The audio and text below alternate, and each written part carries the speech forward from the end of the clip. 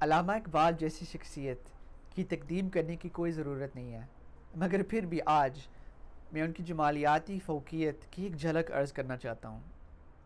ان کی نظم خفتگان خاک سے استفسار کے ابتدائی مصرے کسی شاہکار سے کم نہیں ہے۔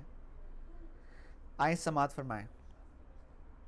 بحر روشن چھپ گیا، اٹھی نقاب روئے شام۔ بحر روشن چھپ گیا، اٹھی نقاب روئے شام۔ شانۂ ہستی پہ ہے بکھرا ہوا گہسوئے شام۔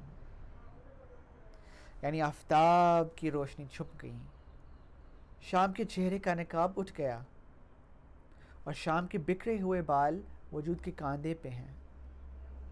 اگلا مصرع میں اقبال کہتے ہیں، یہ سیاہ پوشی کی تیاری کسی کے غم میں ہے، یہ سیاہ پوشی کی تیاری کسی کے غم میں ہے، محفل قدرت مگر خورشید کے ماتم میں ہے۔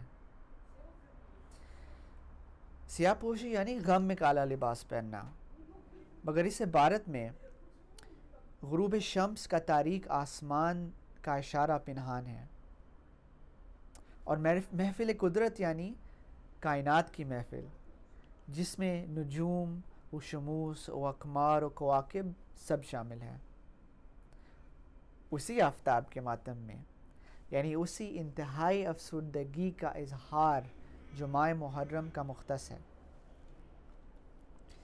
اقبال کی قوت تخیل اور دسترس قلم اتنی ہے کہ اسی دلکش اور خوابناک تصویر پیش کرتے ہوئے وہ فضائی علامتیں اور زنانہ حسن ایک ساتھ ملا کے ہجر اور فراق کی تشبیہ نمایاں ہو جاتی ہیں۔